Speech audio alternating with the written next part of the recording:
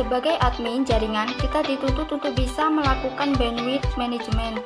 Biasanya dengan mengetahui target IP address komputer klien, kemudian kita bisa tentukan bandwidth yang dialokasikan untuk user tersebut menggunakan simple key. Permasalahan muncul jika ternyata user yang kita handle merupakan user dengan jumlah yang cukup banyak.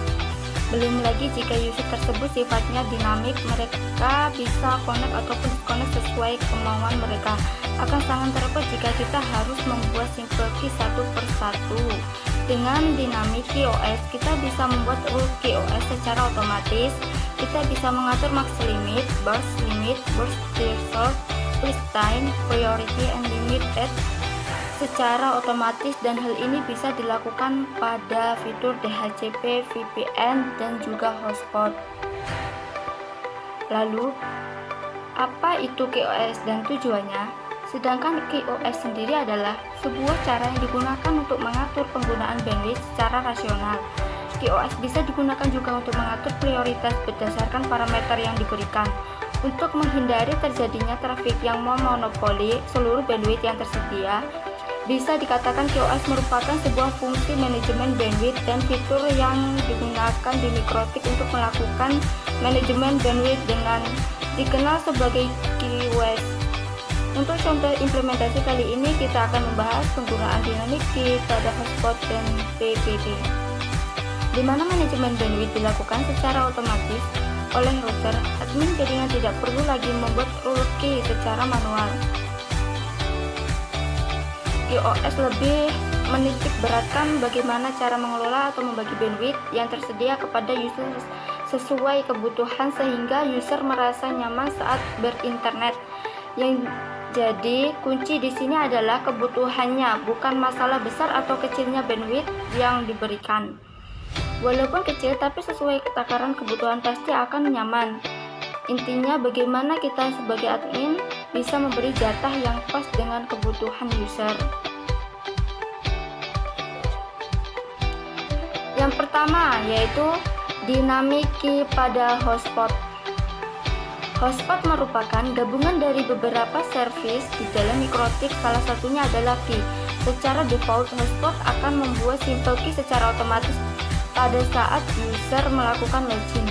Pada pengaturan hotspot user profile, terdapat parameter rate limit untuk menemukan pengaturan key. Pada versi terbaru, ada juga penentuan letak simple key yang dibuat secara otomatis. Yang kedua, yaitu dynamic key pada PPP. Dynamic key juga bisa diterapkan pada service VPN semisal point-to-point. Protokol PPP seperti halnya pada hotspot, dynamic key pada PPP bisa dibuat sebagai target limitation atau limitation bertingkat. Caranya pun juga mudah, langkah-langkahnya juga sama seperti implementasi dynamic key pada hotspot. Bandwidth Mikrotik. Limitasi bukanlah satu-satunya cara untuk memberikan kualitas layanan internet QoS. QoS bandwidth di Mikrotik bisa dilakukan dengan beberapa cara. Menggabungkan beberapa cara atau teknik dengan tepat akan menghasilkan hasil yang lebih baik. Indikator QoS. 1. Throughput bandwidth. Throughput adalah kecepatan transfer data yang sebenarnya saat melakukan koneksi internet, misalnya download, upload, streaming, browsing, dan lain-lain. Jadi belum tentu saat kamu memberi limit bandwidth 2 Mbps, user akan mendapat 2 Mbps saat berinternet. Jadi kamu perlu tes throughput internet di jaringanmu dan juga dari sisi perangkat user. Kamu bisa gunakan speed test atau langsung menggunakannya untuk keperluan user, seperti browsing, streaming, download, dan sejenisnya.